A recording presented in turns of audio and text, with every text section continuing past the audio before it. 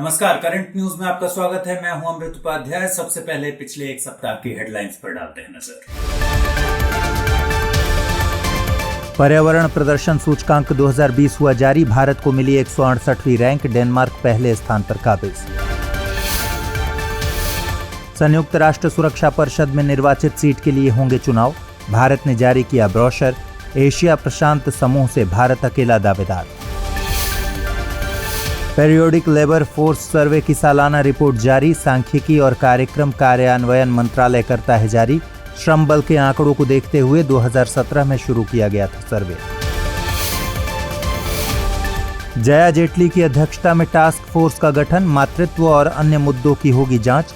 31 जुलाई 2020 तक सौंपनी है रिपोर्ट। और सिंगापुर में क्रिप्टो जैकिंग के मामलों में तेजी से इजाफा। क्रिप्टो करेंसी के माइनिंग के लिए होता है कंप्यूटर्स का अवैध इस्तेमाल। मोनेरो और जेट कैश जैसी क्रिप्टो करेंसीज पर है हैकर्स की नजर।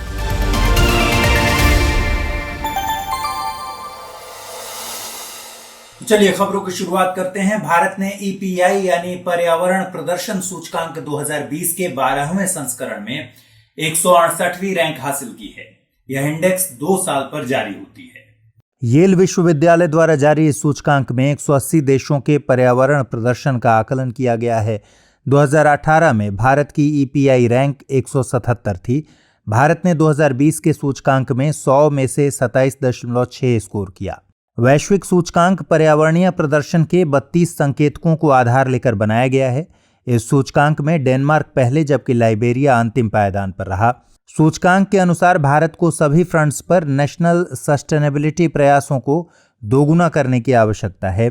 देश को हवा और पानी की गुणवत्ता में सुधार, जैव विविधता और जलवायु परिवर्तन जैसे महत्वपूर्ण मुद्दों को उच्च प्राथमिकता देने की जरूरत है। भारत से पीछे केवल 11 देश हैं। दक्षिण एशियाई देशों में अफगानिस्तान को छोड़कर सभी देश रैंकिंग में भारत से आगे हैं। साल 2017 में ब्यूरो ऑफ इंडियन स्टैंडर्ड्स ने कॉस्मेटिक्स में यूज होने वाले ऐसे रॉ मटेरियल्स पर प्रतिबंध लगाने का प्रस्ताव दिया था जो कि उपयोग के लिहाज से सुरक्षित नहीं है। यह प्रतिबंध 2020 से लागू करने का प्रस्ताव किया गया था। इस प्रतिबंध की हालिया स्थिति अज्ञात है। हालांकि गुजरात के गांधीनगर में आयोजित हुई 13वीं कन्वेंशन ऑन माइग्रेटरी स्पीशीज में भारत और नॉर्वे की सरकार ने मरीन लीटर और माइक्रोप्लास्टिक के मुद्दे पर सहयोग की बात की। माइक्रोप्लास्टिक्स किसी उत्पाद के निर्माण या बड़े प्लास्टिक के छोटे टुकड़ों में टूटने से उत्पन्न होते हैं। यूएनईपी यानी United Nations environment programme 5 millimetre से छोटे आकार के प्लास्टिक के कणों को माइक्रोप्लास्टिक के तौर पर परिभाषित करता है। माइक्रोप्लास्टिक को प्राइमरी और सेकेंडरी 2 कैटेगरीज में विभाजित किया जा सकता है। प्राइमरी कैटेगरी में व्यावसायिक प्रयोग के लिए तैयार किए गए छोटे आकार के टुकड़े रखे जाते हैं, मसलन स्क्रब, शैम्पू, मस्कारा में पाए जाने वाले माइक्रोप्लास्टिक। वहीं सेकेंडरी कैटेगरी में बड़े प्लास्टिक आइटम जैसे प्लास्टिक की बोतल से टूटने वाले माइक्रोप्लास्टिक रखे जाते हैं। मरीन एनिमल्स जैसे फाइटोप्लैंक्टन इन माइक्रोप्लास्टिक को खाते हैं। इनमें मौजूद जहरीले रसायन मसलन बिस्फेनॉल मरीन फूड चेन में पहुंचकर इंसानों के खाने में भी पहुंचते हैं। इस तरह ये पूरी खाद्य श्रृंखला को नुकसान पहुंचाते हैं। विदेश मंत्री डॉक्टर एस जयशंकर ने संयुक्त राष्ट्र सुरक्षा परिषद में निर्वाचित सीट के लिए होने वाले आगामी चुनाव के निमित्त एक ब्रोशर लॉन्च किया। इसमें भारत की प्राथमिकताओं को रेखांकित किया गया है। एशिया प्रशांत समूह से सबके समर्थन के साथ भारत अकेला उम्मीदवार है।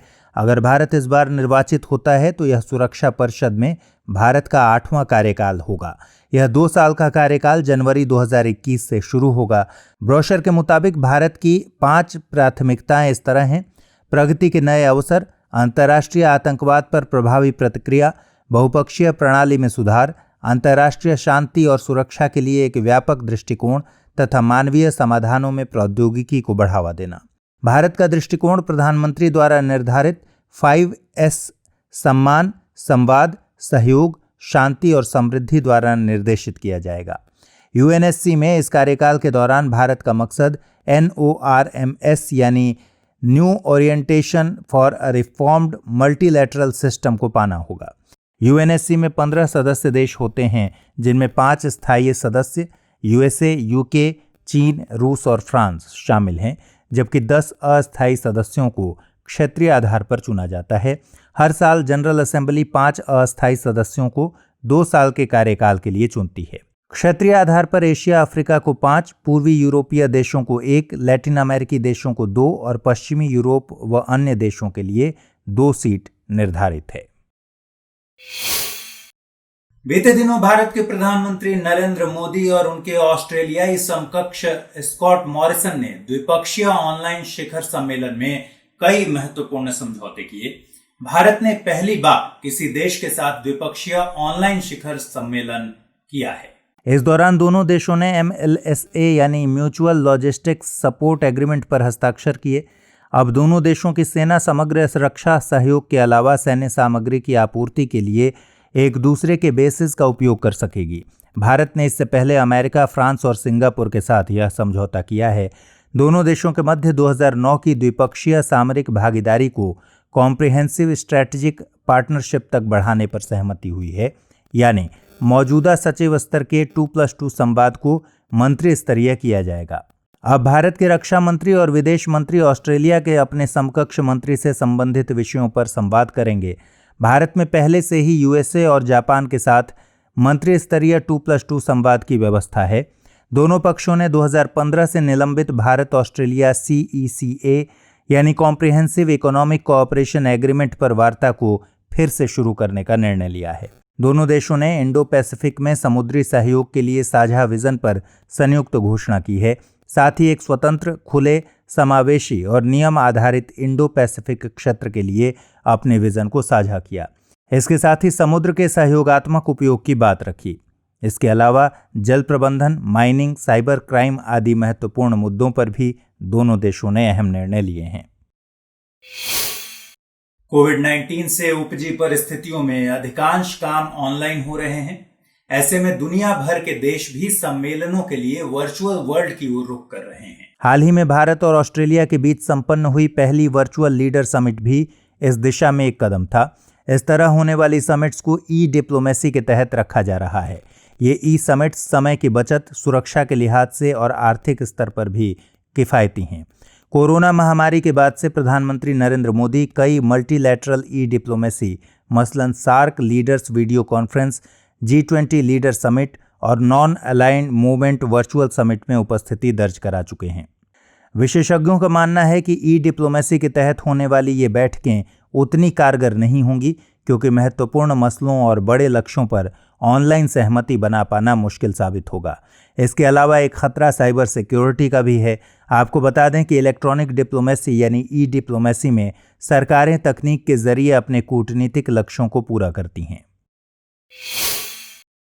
सांख्यिकी और कार्यक्रम कार्यान्वयन मंत्रालय ने PLFS यानी पीरियोडिक लेबर फोर्स सर्वे की वार्षिक रिपोर्ट जारी की है।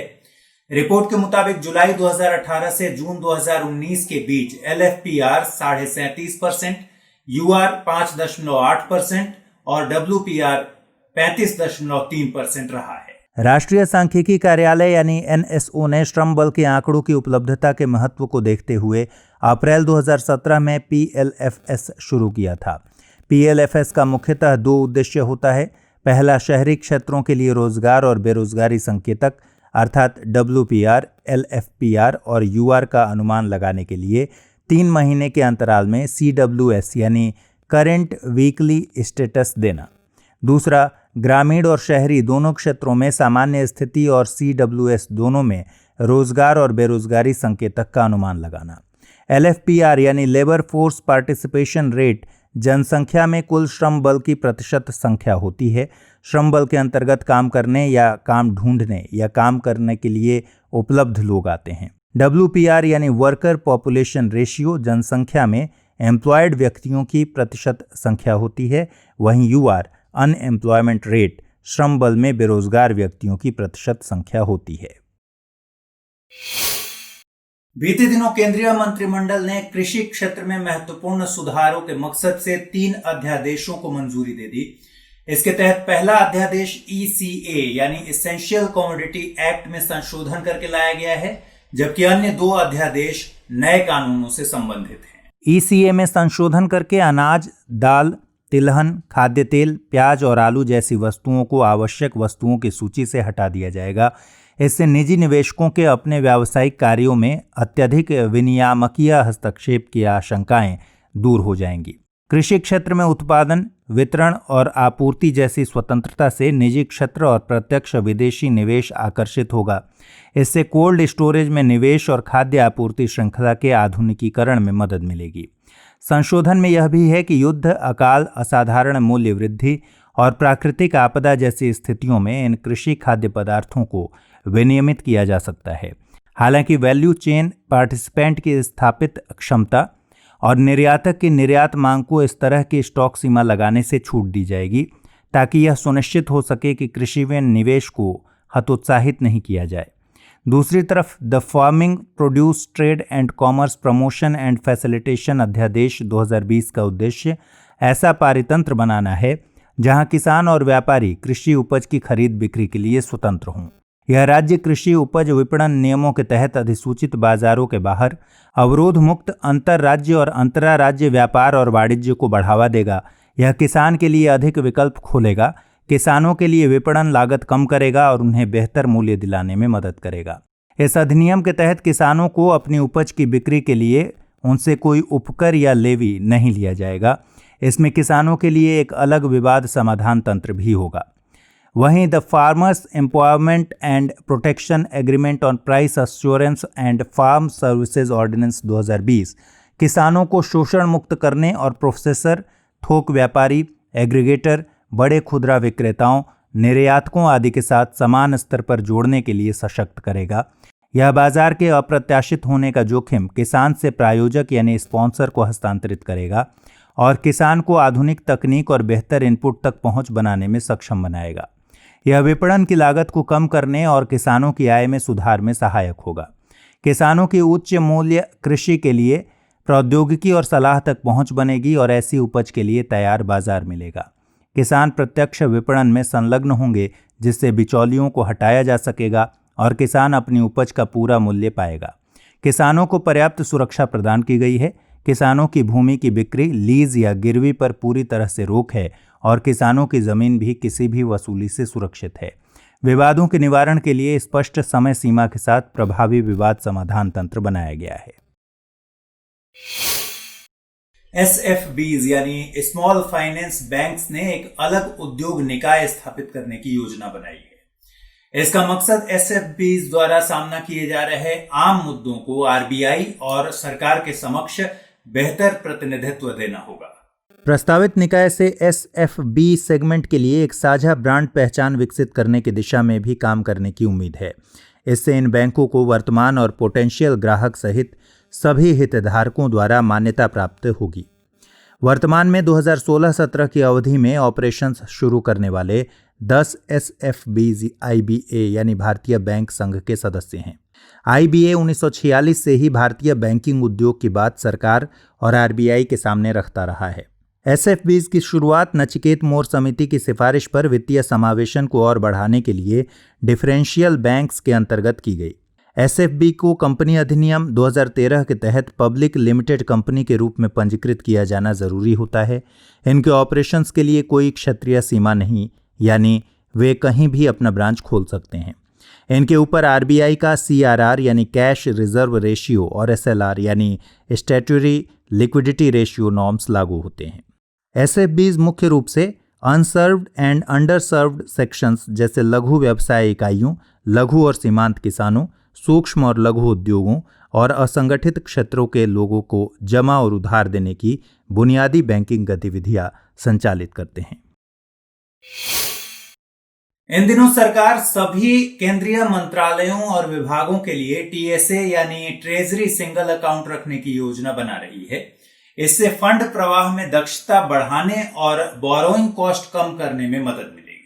अभी कुछ स्वायत्त निकायों के लिए TSA को पायलट के तौर पर लागू किया जाएगा। इसके परिणाम के आधार पर आगे केंद्र सरकार के सभी मंत्रालयों और विभागों के लिए इस प्रणाली का उपयोग करने का प्रयास किया जाएगा। अभी मौजूदा प्रक्रिया में विभिन्न मंत्रालयों, विभागों, स्वायत्त निकायों और राज्यों को अनुमोदन के बाद धन आवंटित और वितरित किया जाता है।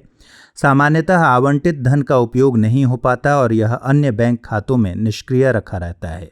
राजस्व अपर्याप्तता के कारण भारतीय बजट के व्यय का हिस्सा पूरा करने के लिए उधार लेना पड़ता है। इसकी लागत राजकोष पर और अधिक दबाव डालती है। इस लिहाज से टीएसए फायदेमंद हो सकता है। अंतर्राष्ट्रीय मुद्रा कोष के अनुसार टीएसए सरकारी बैंक खातों की एक एकीकृत संरचना है जो सरकारी नकदी संसाधनों का समेकित दृष्टिकोण देती है। टीएसए एक बैंक खाता या लिंक्ड खातों का एक सेट होता है जिसके माध्यम से सरकार अपनी सभी प्राप्तियों और भुगतानों का लेन देन करती है। इस अकाउंट का सिद्धांत सभी नकदी की फंजिबिलिटी को फॉलो करता है, यानी कि इसे एंड यूजर से कोई मतलब नहीं होता। जब किसी वस्तु या परिसंपत्ति को उसी जैसी वस्तु या परिसंपत्ति के साथ अदला बदली किया जाए तो उस वस्तु का यह गुण फंजिबिलिटी कहलाता है। मोटे तौर पर फंजिबिलिटी को आप ऐसे समझिए कि अगर 200 रुपए के नोट को 100 के 2 नोट के साथ बदलें तो इसका मूल्य नहीं बदलता। हालांकि नियंत्रण और रिपोर्टिंग उद्देश्यों के लिए व्यक्तिगत नकदी लेन देन को अलग करना आवश्यक है। यह लेखांकन प्रणाली के माध्यम से किया जाता है, न कि ट्रांजैक्शन स्पेसिफिक बैंक खातों में नकदी रखने या जमा करने के माध्यम से।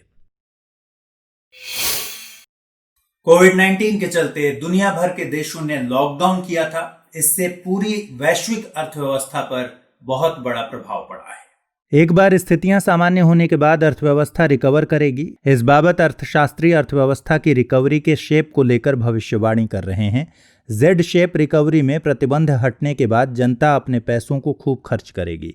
प्रतिबंध हटने की खुशी को लोग सेलिब्रेट करेंगे और होटल्स, पर्यटन, रिटेल जैसे सेक्टर्स में उछाल देखने को मिल सकता है। लेकिन विशेषज्ञों का मानना है कि इस तरह की शेप होने की उम्मीद काफ़ी कम है। वहीं वी शेप रिकवरी में अर्थव्यवस्था बहुत जल्द अपनी पुरानी ग्रोथ पर लौट आती है।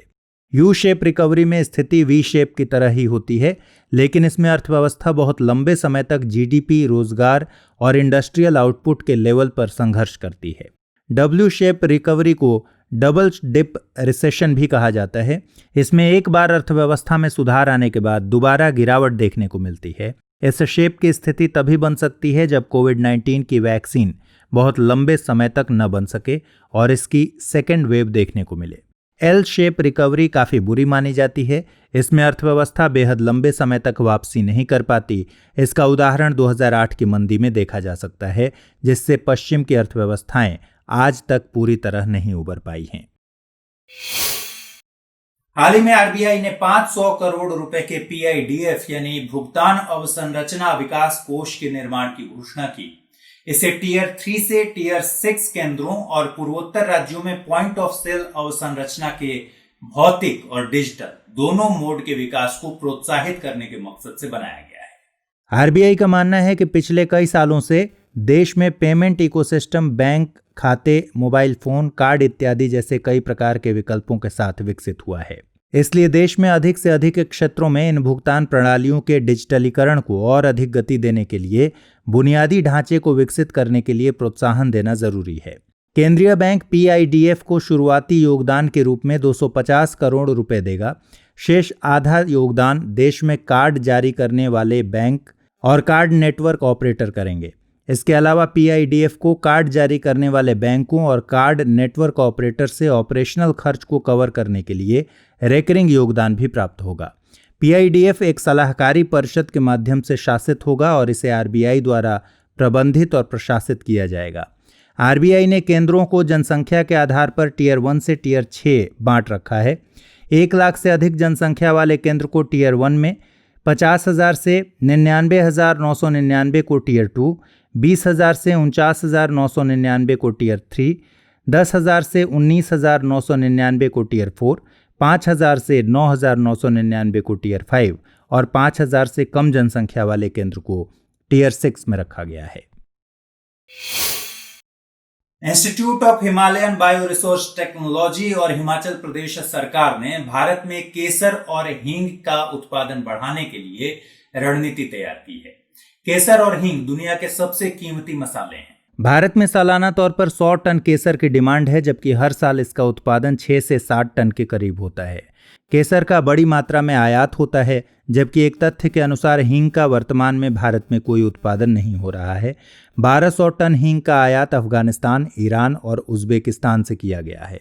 आपको बता दें कि केसर का उत्पादन क्रोकस सेटिवस पौधे के स्टिग्मा से किया जाता है। इसका उत्पादन भूमध्य सागरीय देशों में किया जाता है। भारत में इसका उत्पादन जम्मू कश्मीर और हिमाचल प्रदेश में होता है। वहीं हींग ड्राई लेटेक्स है, जिसे फेरुला पौधे के राइजोम या टैप रूट से निकाला जाता है।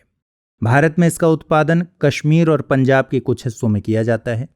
यहाँ पर एक बात नोट कर लीजिए कि भारत में हींग का वर्तमान में कोई उत्पादन नहीं होने के बारे में हमने प्रेस इन्फॉर्मेशन ब्यूरो पर दी गई जानकारी के मुताबिक आपको बताया है। बहरहाल वाणिज्य और उद्योग मंत्रालय के स्पाइसेस बोर्ड इंडिया की वेबसाइट पर दी गई जानकारी के अनुसार पंजाब और कश्मीर में इसका उत्पादन किया जाता है।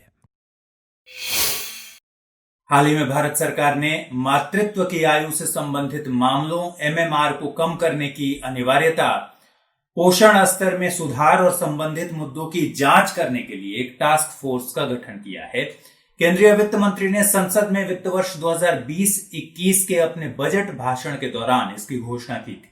जया जेटली की अध्यक्षता वाले इस टास्क फोर्स में वर्तमान में 10 सदस्य हैं। टास्क फोर्स को नीति आयोग द्वारा सेक्रेटरियल सहायता प्रदान की जाएगी और 31 जुलाई 2020 तक यह अपनी रिपोर्ट देगी। यह टास्क फोर्स मातृत्व और शादी की उम्र के बीच के संबंध की जांच करेगा। इसके अलावा यह शिशु मृत्यु दर, मातृ मृत्यु दर, कुल प्रजनन दर, जन्म के समय लिंगानुपात, बाल लिंगानुपात आदि प्रमुख मापदंडों को भी देखेगा। साथ ही माँ और नवजात शिशु की गर्भावस्था, जन्म और उसके बाद स्वास्थ्य, चिकित्सा, कल्याण और पोषण संबंधी स्थिति की भी जांच करेगा। इसके अलावा इसका कार्य महिलाओं के बीच उच्च शिक्षा को बढ़ावा देने के लिए उपाय सुझाना, अपनी सिफारिशों का समर्थन करने के लिए मौजूदा विधायी साधनों और कानूनों में संशोधन का सुझाव देना, टास्क फोर्स की सिफारिशों को समय सीमा के साथ लागू करने के लिए एक विस्तृत रोल आउट योजना तैयार करना भी है।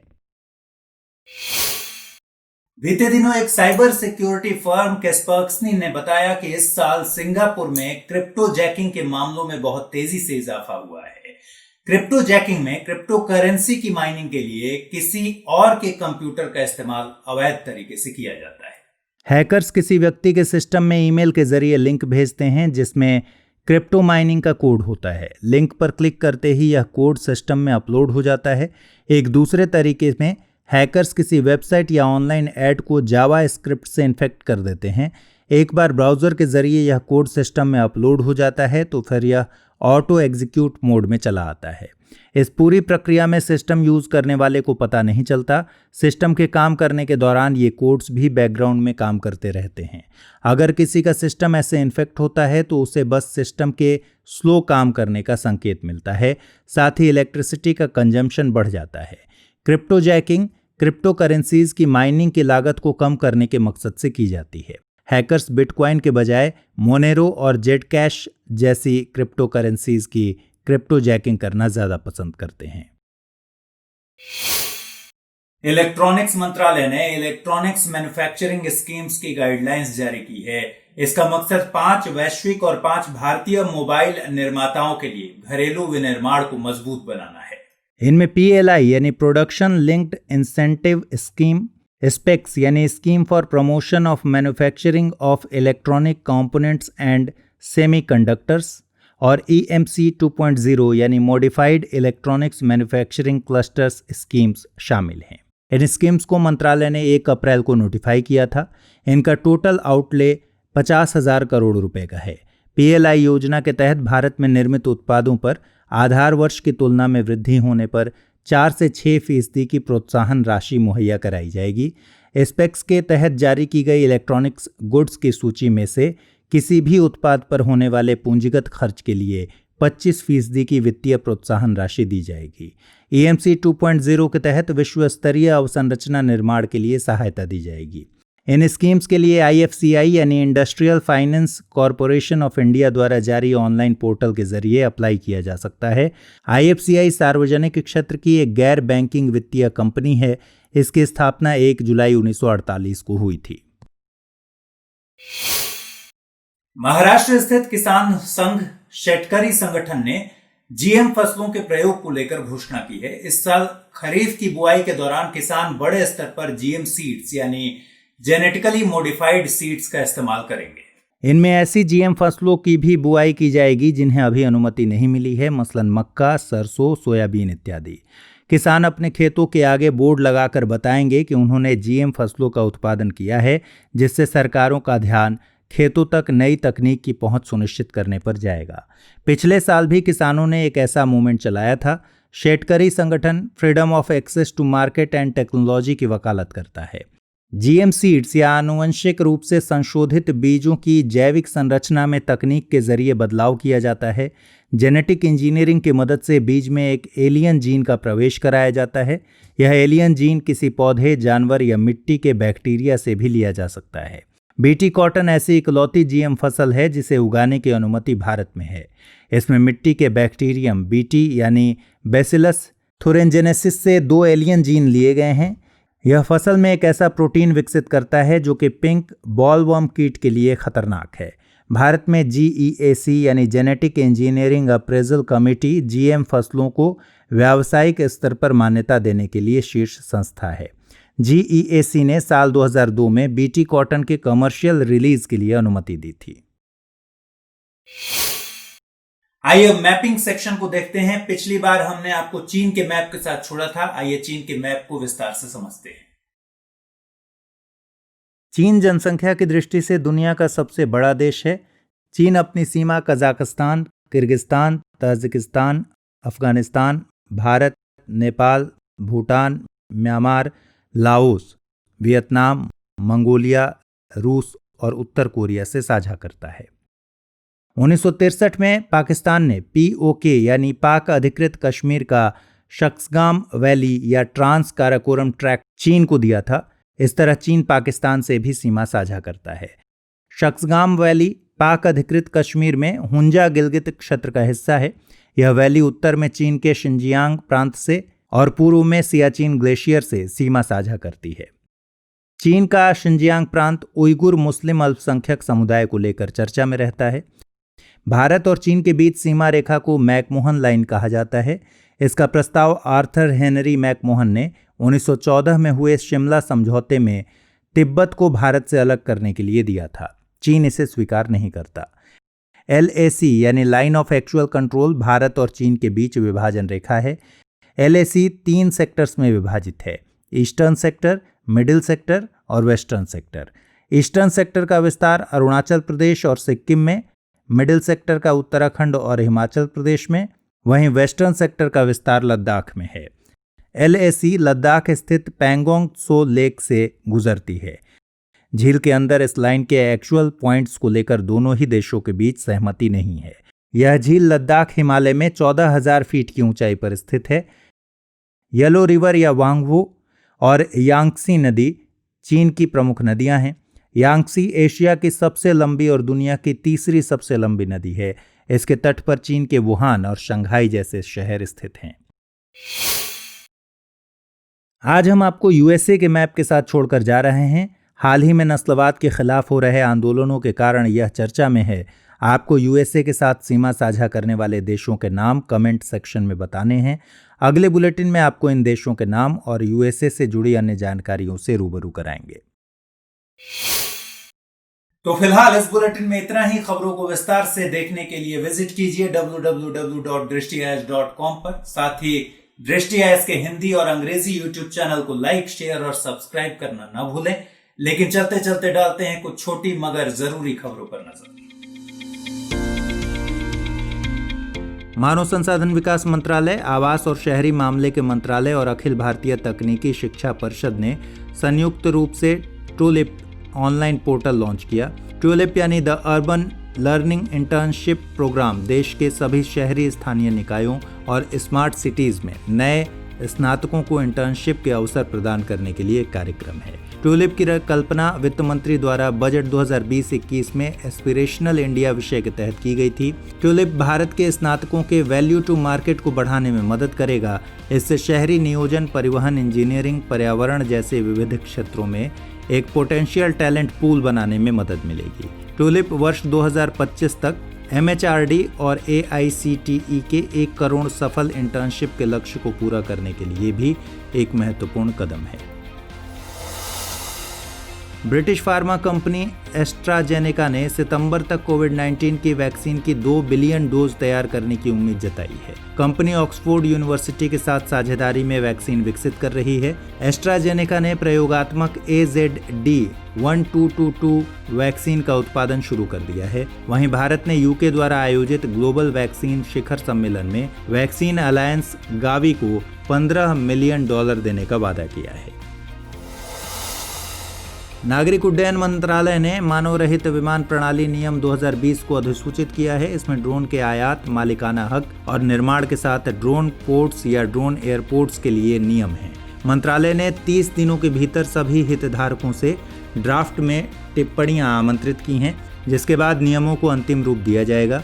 मंत्रालय के मसौदे में नियम संख्या 36 और 38 में कहा गया है कि DGCA द्वारा निर्दिष्ट किए बिना कोई भी मानव रहित विमान कोई पेलोड नहीं ले जाएगा। हालांकि यह नियम ऐसे समय में आया है जब DGCA ने जोमेटो और स्विगी जैसे फूड स्टार्टअप को विजिबल लाइन से परे ड्रोन के परीक्षण की अनुमति दी है।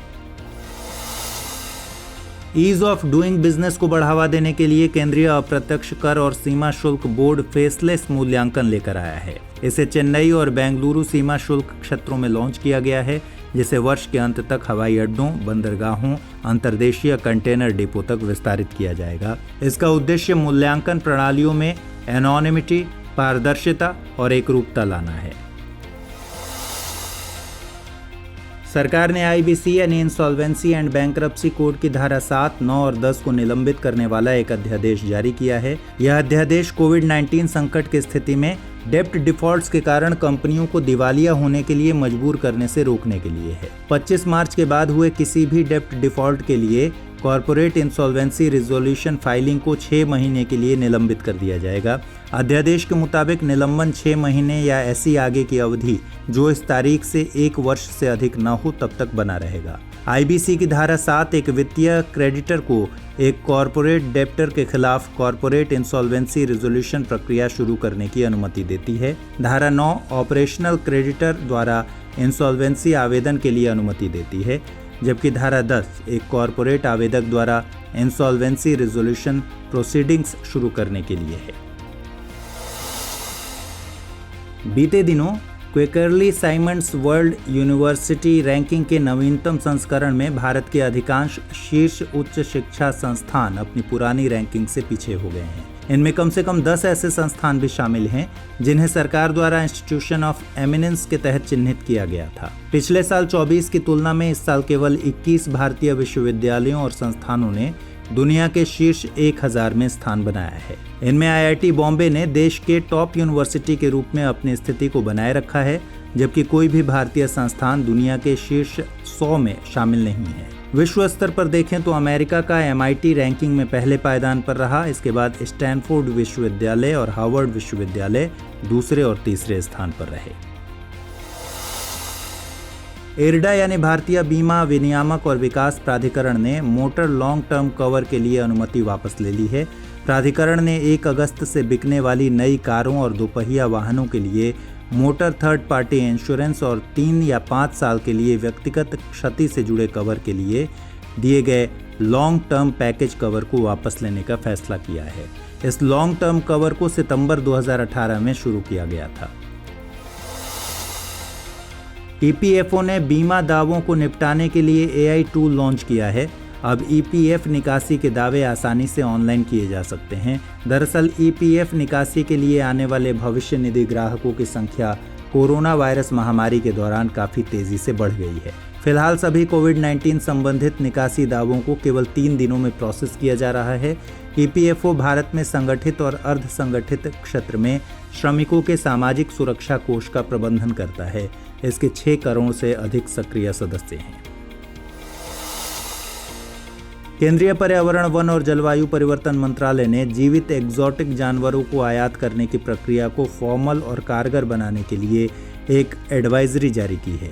इसके अंतर्गत उन जानवरों को शामिल किया गया है जो साइट्स यानी convention on international trade in endangered species of wild fauna and flora के अपेंडिसीज में तो शामिल हैं, लेकिन जिनका जिक्र वन्य जीव संरक्षण अधिनियम 1972 के तहत नहीं है। इसका प्रमुख कारण व्यापार को विनियमित करना है, क्योंकि जूनोटिक रोगों का मुद्दा भी वन्य जीवों से जुड़ा है।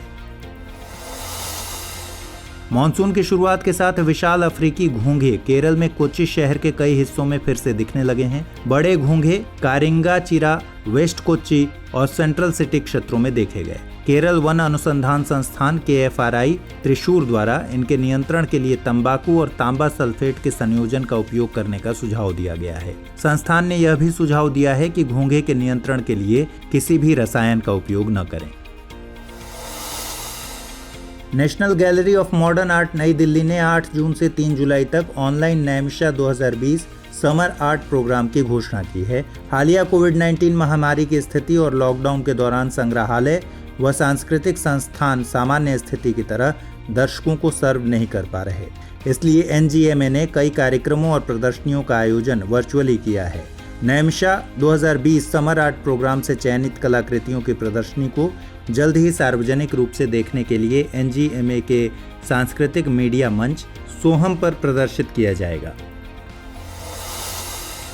गुजरात में एशियाई शेरों की संख्या में वृद्धि दर्ज की गई है। वर्तमान में इनकी संख्या गिर वन क्षेत्र और तटीय सौराष्ट्र के अन्य राजस्व क्षेत्रों में 674 अनुमानित है। इसमें नर, मादा और शावक शामिल हैं। एशियाई शेर भारत में एक्सक्लूसिवली गुजरात में ही मिलते हैं।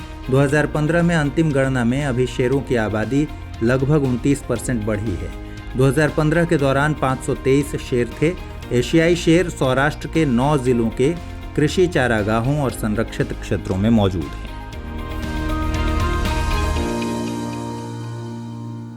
हमारी टीम कोशिश करती है कि आपको दी गई खबरों में एक भी गलती ना हो, लेकिन यदि किसी सोर्स या ह्यूमन एरर की वजह से ऐसी गलती हो जाती है तो इस वीडियो के कमेंट बॉक्स में उस गलती को सुधार कर पिन कर दिया जाता है और यह आपको कमेंट बॉक्स में सबसे ऊपर दिखाई देता है।